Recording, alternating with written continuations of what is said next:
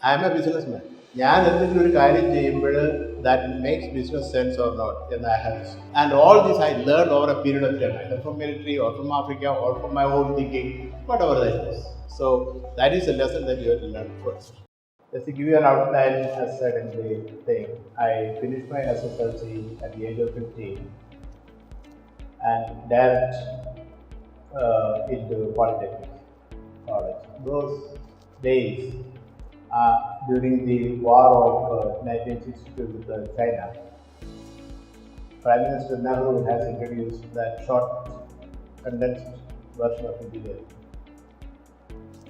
which I was lucky to get an admission because it was difficult in those days.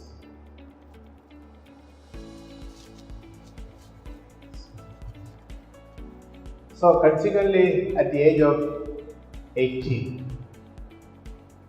I passed that engineering diploma course with the first rank of the state of Kerala. Immediately selected by Indian Air Force. At the age of 19, I joined the Air Force, maintaining those days under aircraft, which is and before that there was 1 year training, and that's where I understood the importance of training. And even today, any person who joining my company has to go through that 1 year training.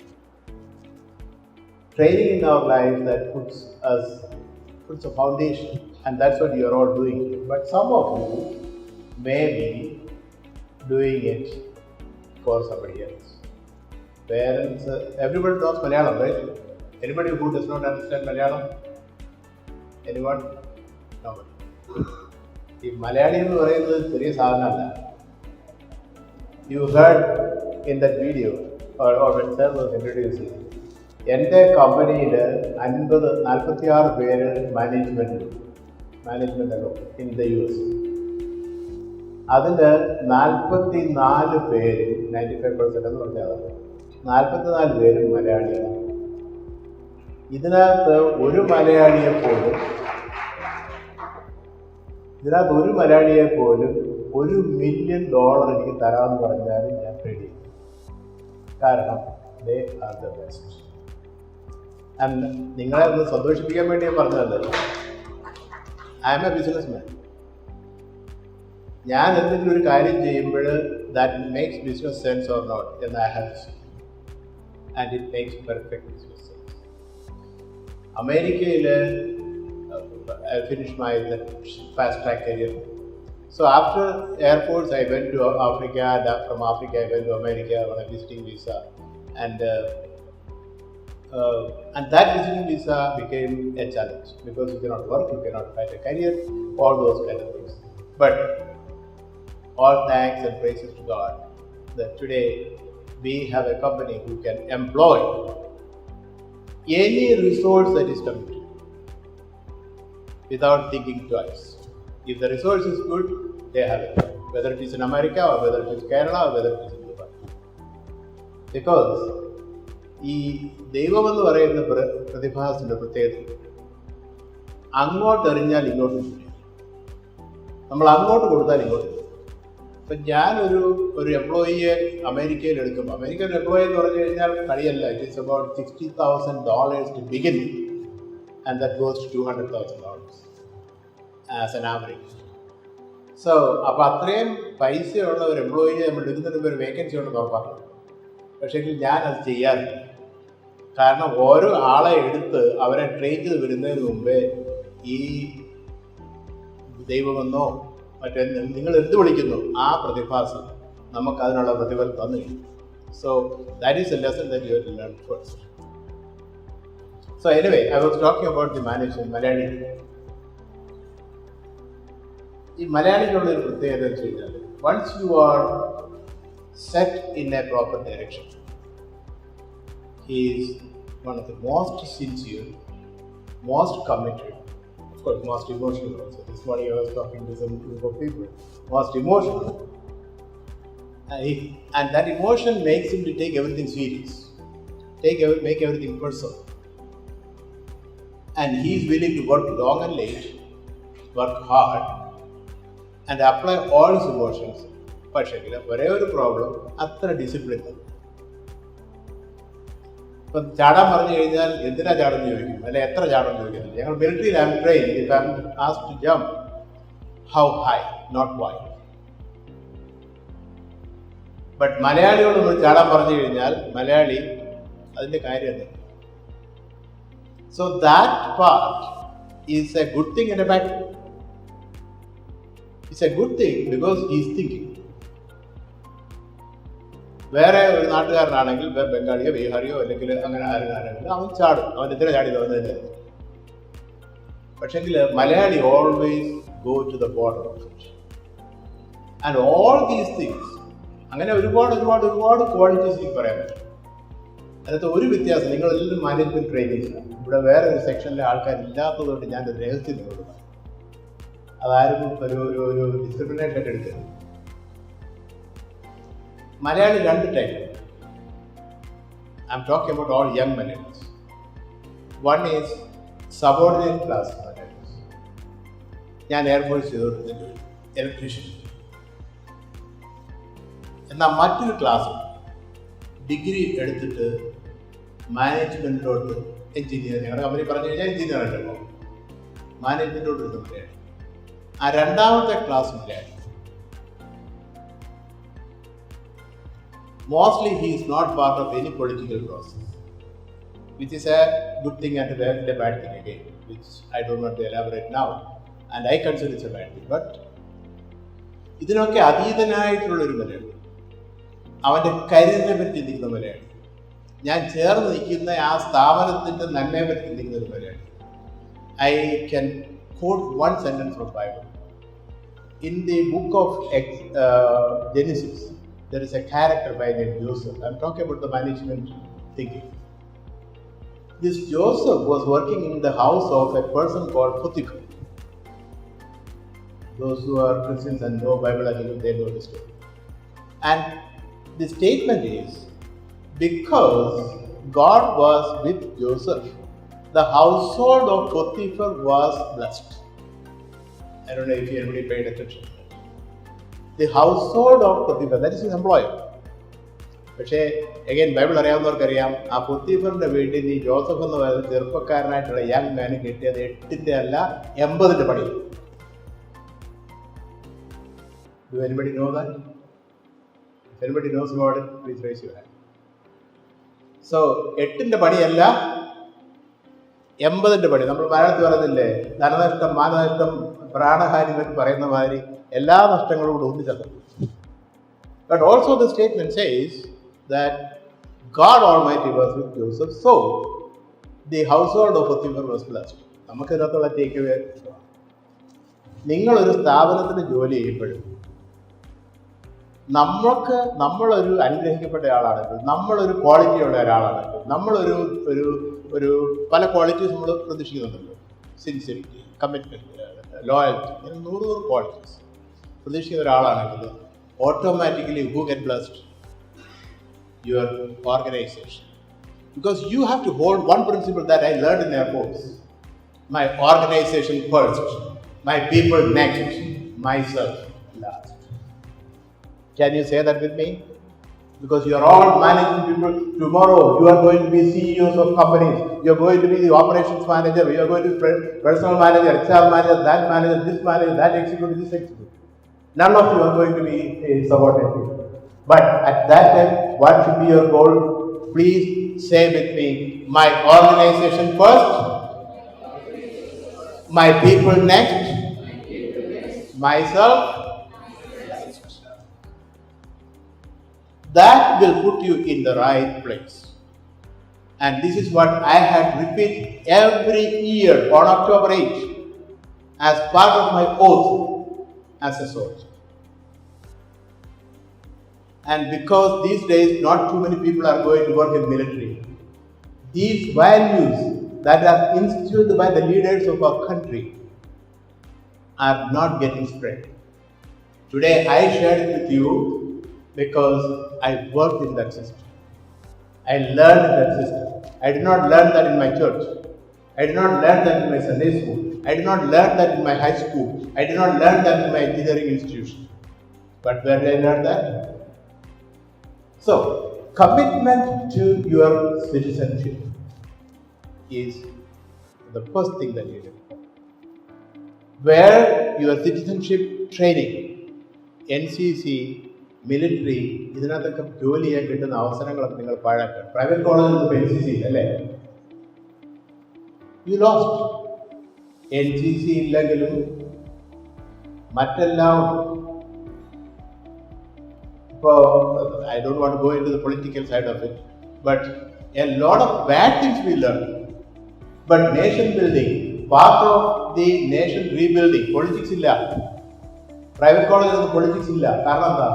Politics എന്ന് പറഞ്ഞാൽ political violence ആണ്. But is politics equal to political violence? No.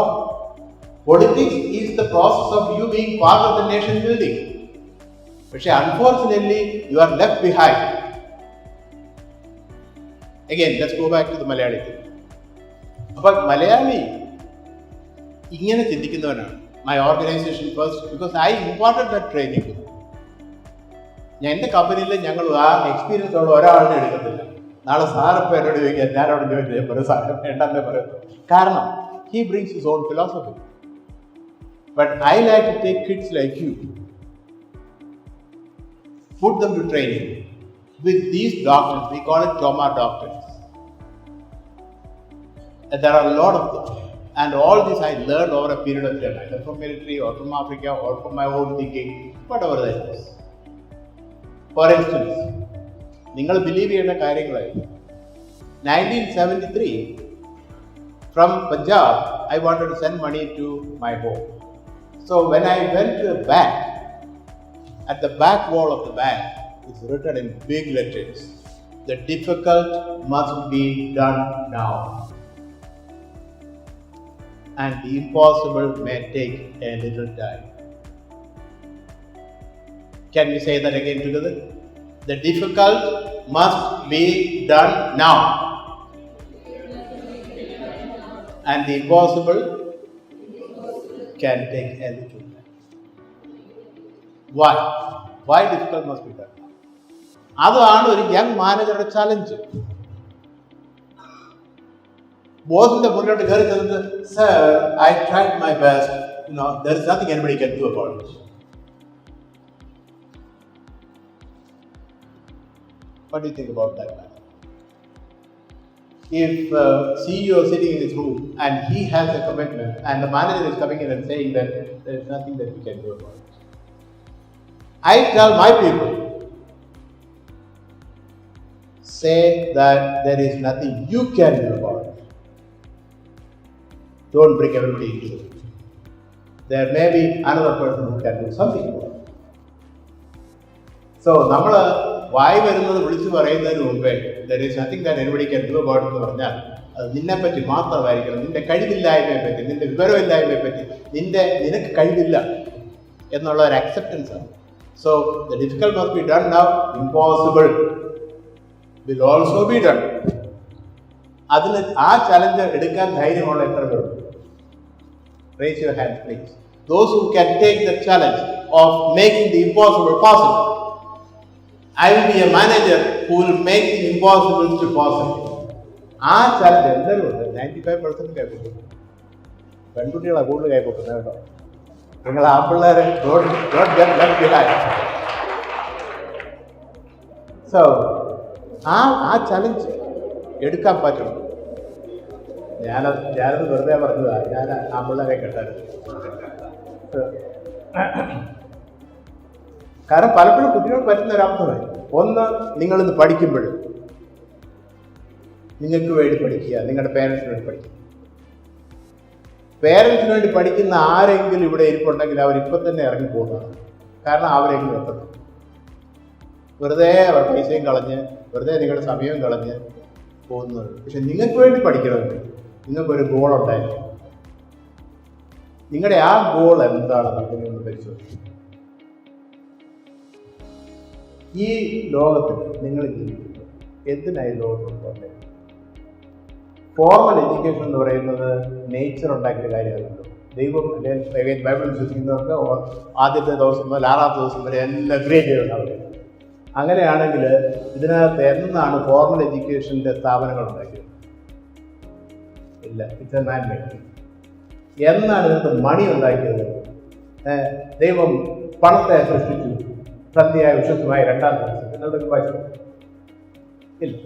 That means money, formal education, and so many things in this world are man-made. അപ്പം നമ്മൾ ഈ പഠിക്കുന്ന എഡ്യൂക്കേഷനും മാൻ-മെയ്ഡ് ആണ്. പക്ഷെങ്കിൽ നേച്ചറിൻ്റെ ഒരു റൂളുണ്ട്. അതാണ് നിങ്ങളുടെ primary goal. What is your primary goal? Building A family. നിങ്ങളൊക്കെ ചെറുപ്പക്കാരാണ്, ഇനി മുന്നോട്ട് പോയിട്ട് വിവാഹമൊക്കെ കഴിച്ച് നിങ്ങളുടെ ജീവിതത്തിൽ building A family is the primary goal of every human being and every animal. ആ പ്രൈമറി ഗോളിനെ ക്വസ്റ്റ്യൻ ചെയ്യുന്ന ഒരു കാര്യവും ജീവിതത്തിൽ ചെയ്യത്തില്ല എന്ന് നിങ്ങൾ തന്നെ കണ്ടുപിടിച്ചു. കാരണം ഇന്ദിരാ നൂയിയോട് റീസെന്റ് ഒരു ക്വസ്റ്റ്യൻ ആരും ചോദിച്ചു. How many of you know Indira Nooyi? Yeah, she is a CEO of Voice. But Pepsi Cola, America. Indira Nooyiyoട് question ചോദിച്ചു, how do you find yourself between the work and family?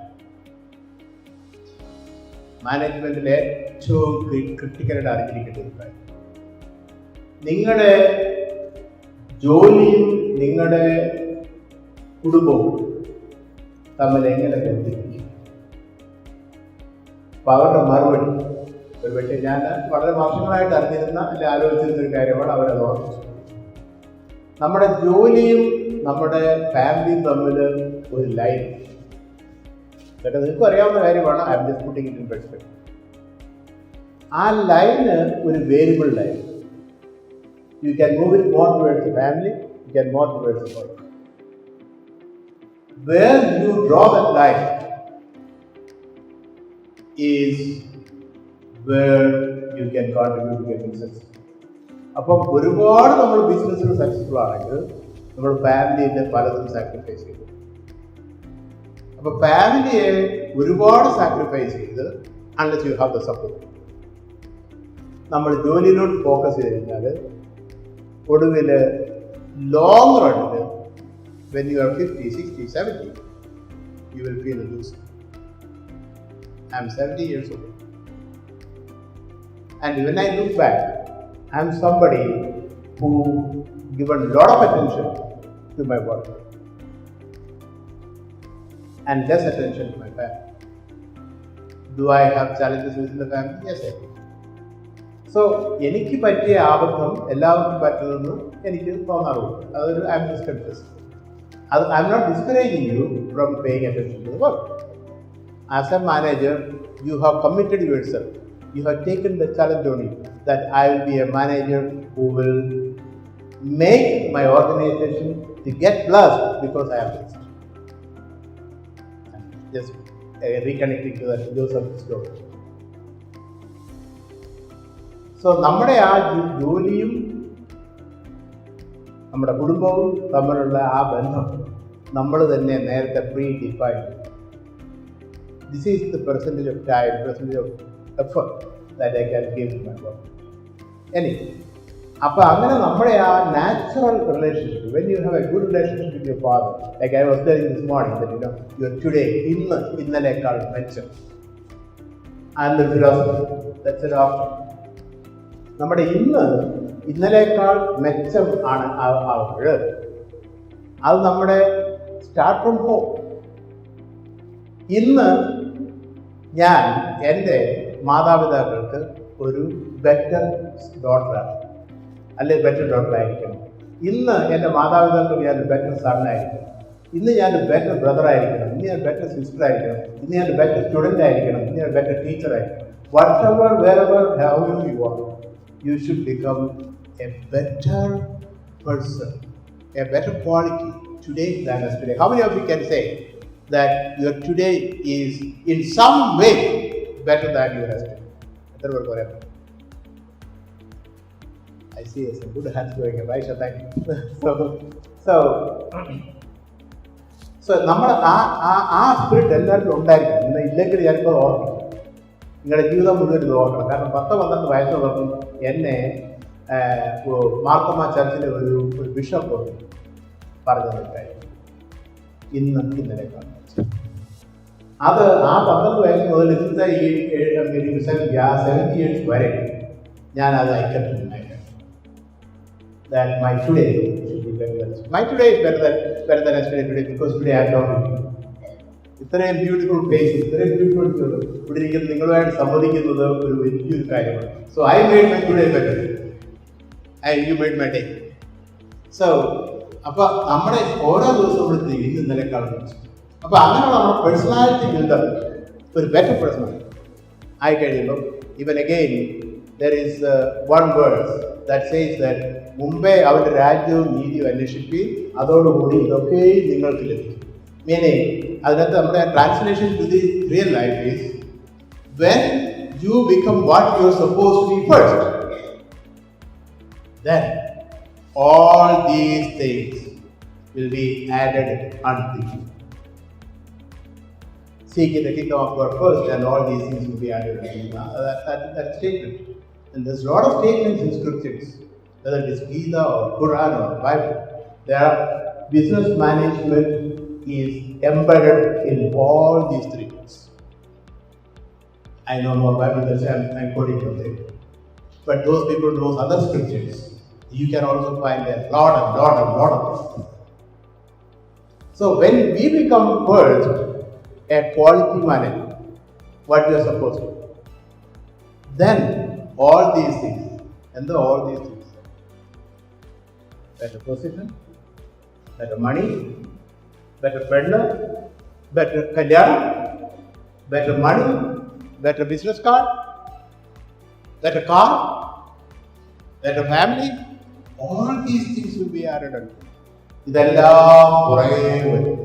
അപ്പം നിങ്ങളുടെ priority ചില പിള്ളേരെ നമ്മൾ ജോലിക്ക് എടുക്കുമ്പോൾ അവർ ഒറ്റ കാര്യം നമ്മൾ ചോദിക്കുന്നു, എന്നെ ശമ്പളം.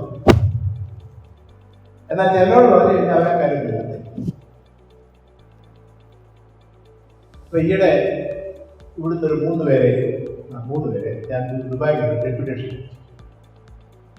അപ്പൊ അതിനകത്ത് ഒരാളെ അവിടെ ട്രെയിൻ ചെയ്തത് ഹോൾഡ് ചെയ്താലും ആലോചിച്ചു. അപ്പൊ എത്തില്ല, ഞാൻ എൻ്റെ ഓഫീസിൽ വിളിച്ച് പറഞ്ഞു, ഞാൻ thinking of things. He looked up, left, right. And then I said, what are you thinking? Tell me.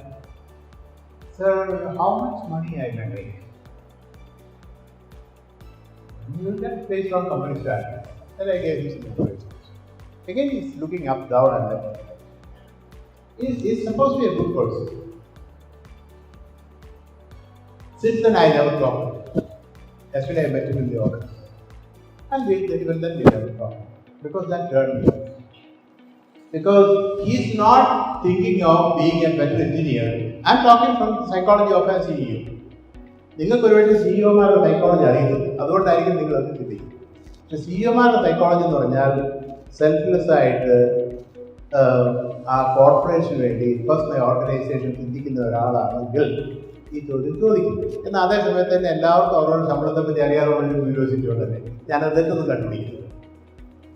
പക്ഷെ നമ്മുടെ priority should be to become the best of we can in the way.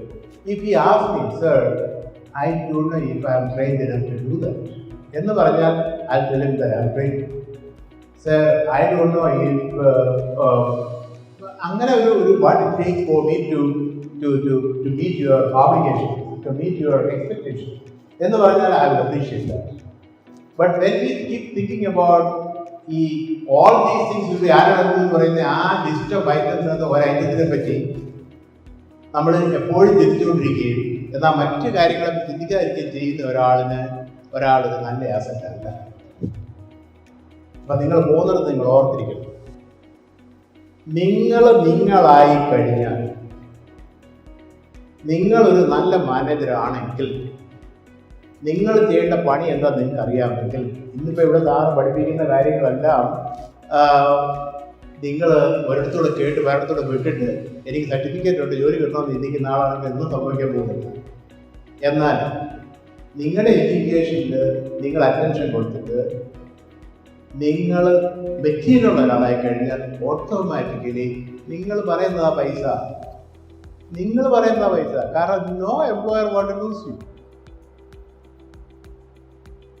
Unfortunately ഇവിടുത്തെ കാര്യമല്ല ഞാൻ പറയുന്നത്, sir ഉദ്ദേശിക്കേണ്ട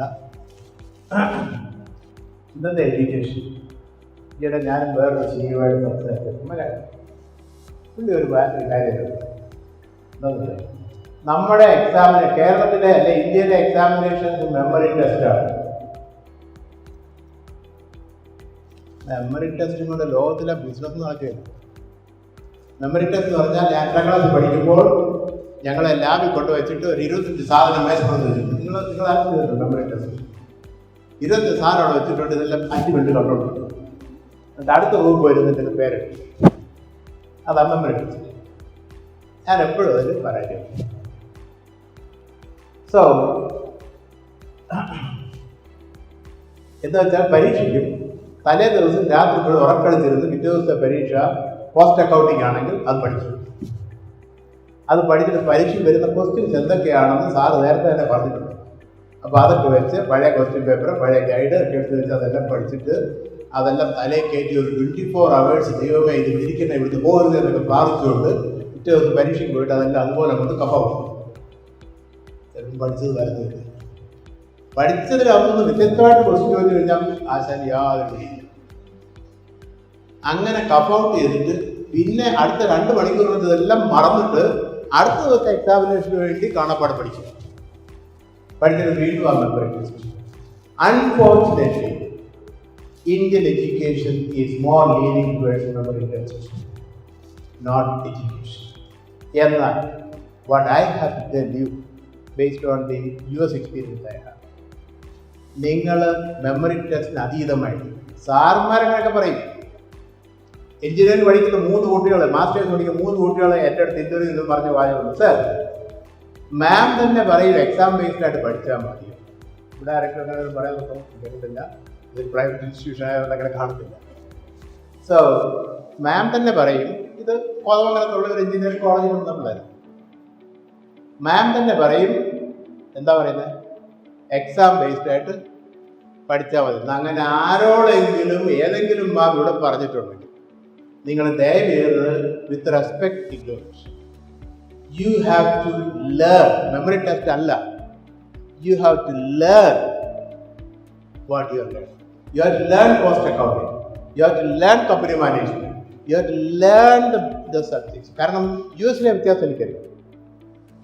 US-ൽ ഇതൊരു university, ഇത്രയും വലിപ്പമുള്ള ഇത്രയും സ്റ്റുഡൻസ് പഠിക്കുന്ന ഒരു ഇൻസ്റ്റിറ്റ്യൂഷൻ ആണെങ്കിൽ അതൊരു യൂണിവേഴ്സിറ്റി. ഇവിടുത്തെ എക്സാമിനേഷൻ നടത്തുന്നതല്ലേ യൂണിവേഴ്സിറ്റി. ആ എക്സാം ഒന്നും വലിയ കാര്യമായിട്ട് അവർ നോക്കുന്നുമില്ല. അപ്പോൾ ഒരു ടൗണിൽ തന്നെ 2-3 യൂണിവേഴ്സിറ്റി, 2-3 കോളേജ് ഉണ്ടെന്ന് പറഞ്ഞ മാതിരി 2-3 യൂണിവേഴ്സിറ്റി. ഈ 3 യൂണിവേഴ്സിറ്റിയിൽ പഠിക്കുന്ന കുട്ടികൾ എക്സാം ഒക്കെ അവർ തന്നെ നടത്തുന്ന എക്സാം അവിടുന്ന് അക്രഡിറ്റഡ് യൂണിവേഴ്സിറ്റി ആണെങ്കിൽ എല്ലാം ഓക്കെ.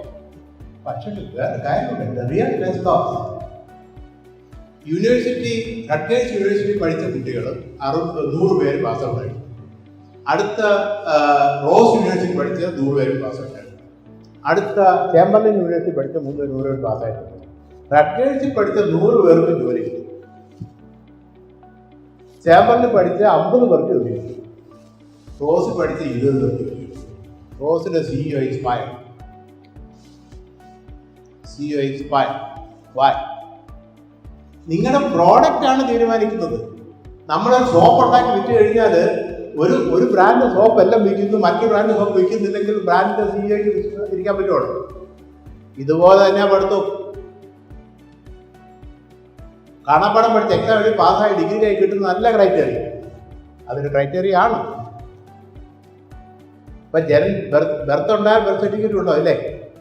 പക്ഷെ ബർത്ത് ഇല്ല, ബർത്ത് സർട്ടിഫിക്കറ്റ് ഉണ്ടായിട്ട് കാര്യമുണ്ടോ? ജനിക്കാതെ ജന്മ സർട്ടിഫിക്കറ്റ് ഉണ്ടായിട്ട് കാര്യമുണ്ടോ? ഇല്ല. So there is no point of having a degree without educated man. Logic School of Management.